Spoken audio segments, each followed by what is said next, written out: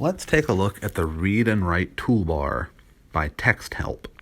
This is an accessibility tool that we have for all of the teachers and students at Trident Academy, and honestly, it's one of the best tools we have to help with research, writing, and reading in the classroom. If you are logged into your web browser using your Trident account, you will see the Read and Write Toolbar extension in the upper right-hand corner of the browser. It looks like a little purple puzzle piece with the letters RW on it.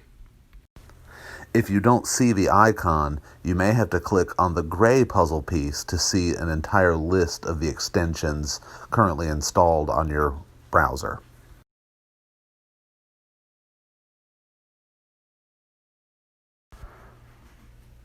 If you click on the icon in your extension bar at the top of the browser, you will see the Read-Write Toolbar appear. There it is. You can move it around anywhere you want to on the screen by clicking on the little directional arrows in the left-hand side of the toolbar and move it wherever you want it to be on your screen. All right. As you can see here, I'm moving it all over the place wherever it suits me best at the time. There's all sorts of tools, as you can see. As I move the cursor over each tool in the toolbar, it pops up with a little bit of text telling me what it is, and we're going to spend the next few minutes going over these different tools so you can see how to best use them in all sorts of different classes whenever you're doing any sort of reading or writing online.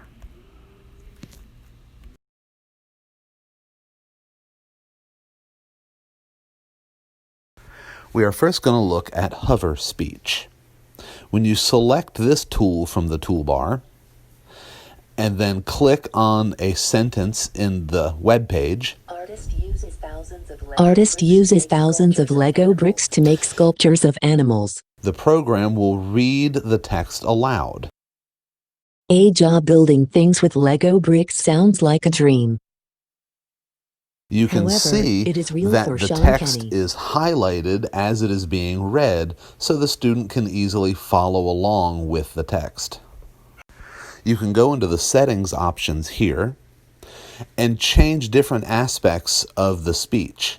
This, as you can see here, I can change the voice being used. There are all sorts of different kinds to choose from. I'm changing here from an American female to American male.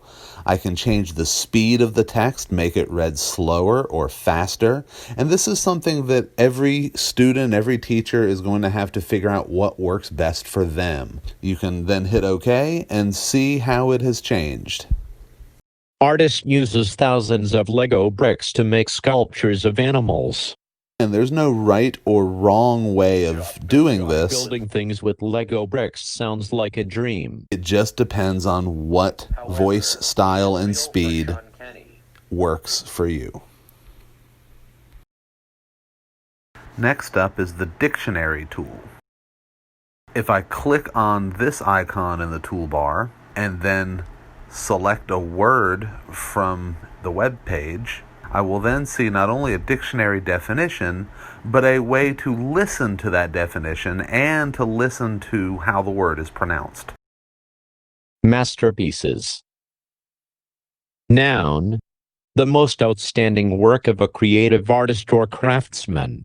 With this tool, a student does not even have to leave the page they're on to get a definition of a word and a guide to how to pronounce that word.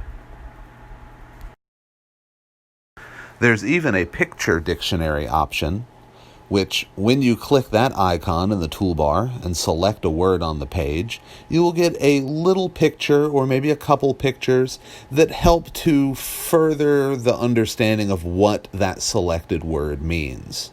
Instead of using text to describe, it uses a simple image instead.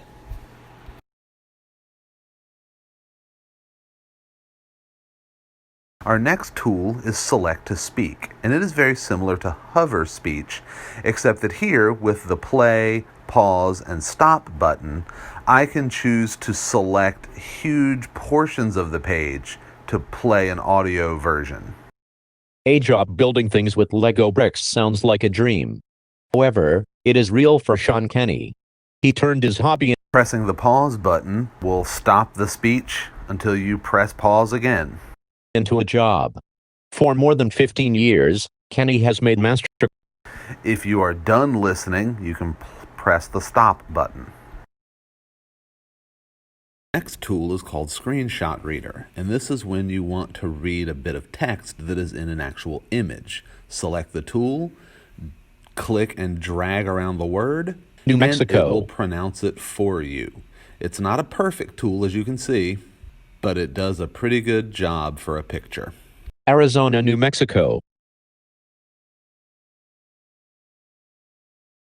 This tool is called Audio Maker, and it will let you save and download an audio file of the selected text on a web page.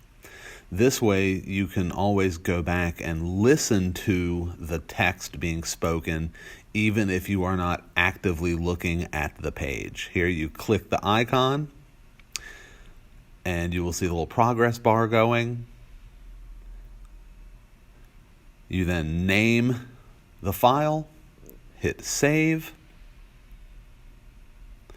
and you will be able to listen to the audio anytime you want.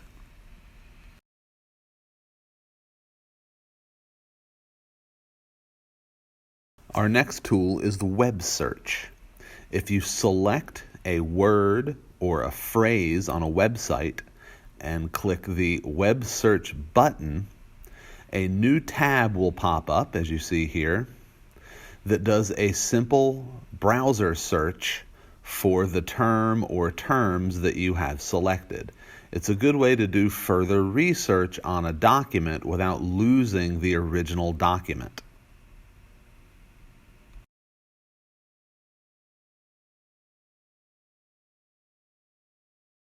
Our next tool is called Screen Mask, and this lets a user focus on a particular part of a page to the exclusion of the rest. So when you click on the icon, you'll see that the page becomes dark in the background except for a small highlighted section that moves as you move your mouse.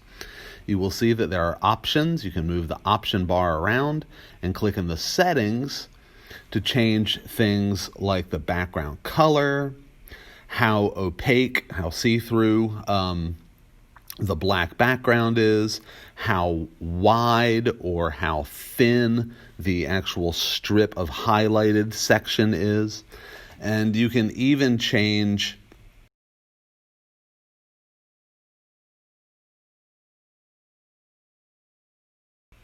You can see here that I've changed it to be a bit of a thinner light.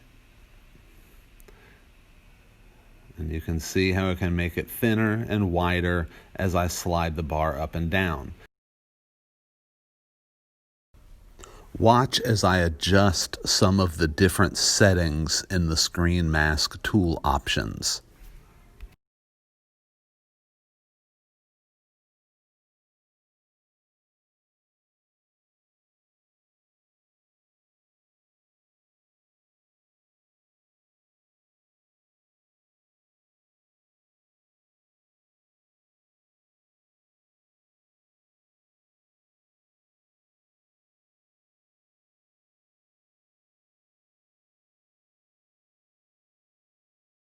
And if I want to get rid of the Screen Mask totally and go back to reading the website without this feature, then I can click on the icon here and make it close.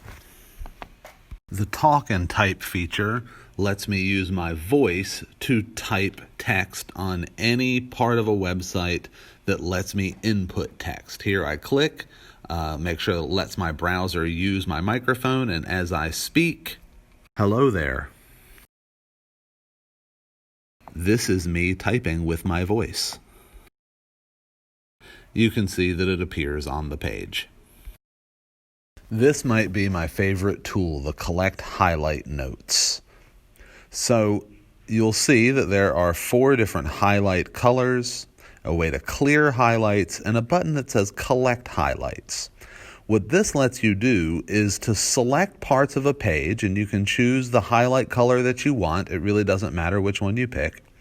But as you're going through a website and you're wanting to take notes, highlight the parts of the page that you find important or that your teacher is telling you that find important. And if you mess up, you can highlight and clear part of the text that you've selected using the clear tool. All right, so I highlight with the mouse and I click the highlight button and it highlights the color. Again, if I want to deselect, I can select the highlighted text, click the clear button, and it clears that part out.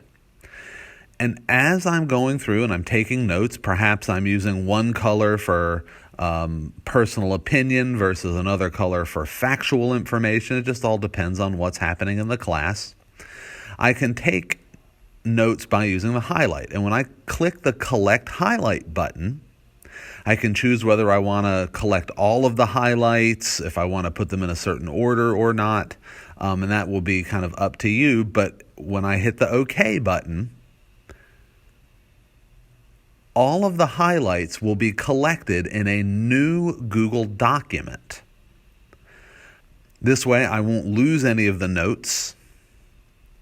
It gives me a link to the website where I collected these notes and the name of the account that was used to collect the notes. I can change the title here if I want to give it a title that helps me remember a little bit more of what my assignment was about.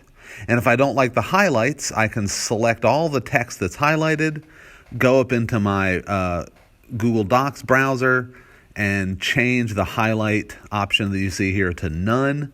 And now I've got a page full of notes. The vocabulary option is very similar to collect highlights, except here I'm selecting on words that I need to make a collected vocabulary list for. When I choose a highlight color, I can highlight any number of words on the page. See here, highlighting Constitution, flexible, any words that I might find difficult or are part of a vocabulary assignment. I select those words and highlight them, and it doesn't matter which color highlight you use, or if you use multiple colors, doesn't matter. But you'll see I'm collecting a list of words, and then I'm going to click on the vocabulary button, and it's going to create a new Google document for me that has a list of the vocabulary words, a standard dictionary meaning or definition for them, a picture or symbol of that word. Not all words will have pictures that go with them, but a lot of them do. And then, very useful, a column for notes.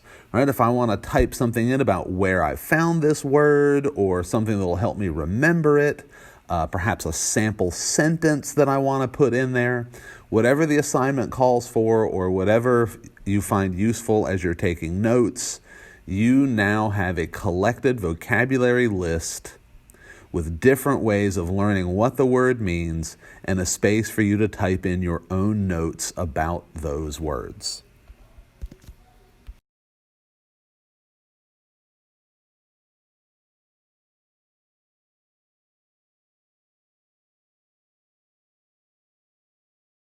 Next is the Simplify Page tool. Here, if the page is too difficult, if there's too much distraction, advertisements and pictures and things, hitting the Simplify Page button, you'll see, takes the images away.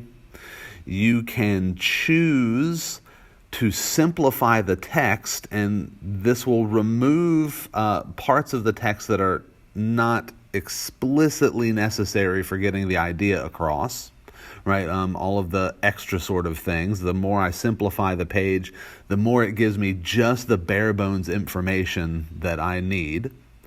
I can turn on the Discover, which is in beta mode, but you'll see that it provides little links that when I click on a word or a person, it will give me a little bit more information about that word or person. It's kind of a form of web search built right into the page. I can also change things like whether I want black text on a white background, or white text on a black background, blue text on a yellow background, or my least favorite, yellow text on a blue background. I can change how big or small I want the font on the page to be, and I can even change the type of font being used depending on what makes it easiest for me to be able to read and understand. I can even change up whether I want single space, 1.5 space, or double space between lines, all to make it easier to read. The Read Aloud tool lets you practice your reading skill by recording yourself reading a bit of text. It opens up a sort of a simplified version of the page. There's even a simplified version of this toolbar up at the top of the page that still lets me use the text-to-speech options, screen mask, and a couple others. On the right-hand side, you'll see a microphone icon. When you click on that microphone icon, the U.S. Constitution, written in 1787 and ratified by 9 of the original 13 states a year later, you will be able to start recording yourself reading the text. I can press the stop button and press play if I want to hear myself reading. And when I want to, I can then use the little paper airplane icon to send the recording to my teacher, who can then listen to it and give me some feedback notes. This is a great way to become more proficient in reading aloud. Next tool is Predictive Text, and this is used in programs like Google Docs to help you with your writing.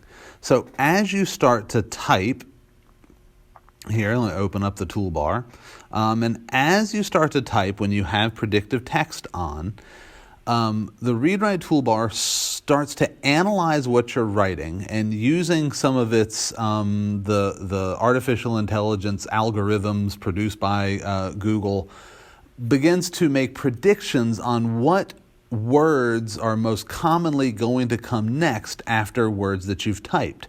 And you can even hear them being pronounced to make sure you're selecting the right word. Barely. Bear. Bars. And when you click on the word that's correct, then it appears as typed in your document. And as you continue to type, it continues to make guesses as to what words you might need next. Putting your cursor over it lets you listen to that word, and clicking on it puts it into your document. Check It is the read-write toolbar's version of a spelling and grammar check.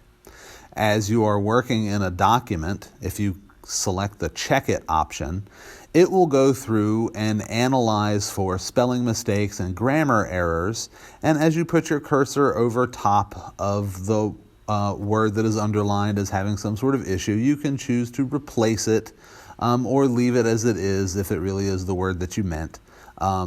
A lot of these tools now come already installed in programs like Google Docs and Microsoft Word, but in case you're typing in a document that doesn't have those options already built in, then this Check It feature of the read-write toolbar could be very useful indeed. Last but not least, we're going to look at the options and settings of the toolbar. In the far right, you'll find the 3 dots, select options, and we've already looked at some of these for things like the screen mask and text to voice. But as you see on the left-hand side, there are the different tools that have option availabilities, and in the right-hand side will be where you can change those options. Right now we're looking at speech. I'm going to look at prediction and change the number of words that it shows you, how big the text will be, if you need the text to be larger. But each of these different setting options are available as you click down through the left-hand side of the screen. And on the right-hand side, again, is where you'll make those options. Here's a kind of a handy one. If you find that there are some tools you don't use, like check it and prediction, you can turn those off. And you'll see as I'm flipping the switch off, the toolbar is actually getting smaller. If you look in the upper left-hand corner there, you'll see some options disappearing. So if you find yourself not really using some of these tools, you can go ahead and turn them off in the options, and you can always turn them on again later if you need to. And in a nutshell, that's the Read and Write Toolbar. Thanks for watching.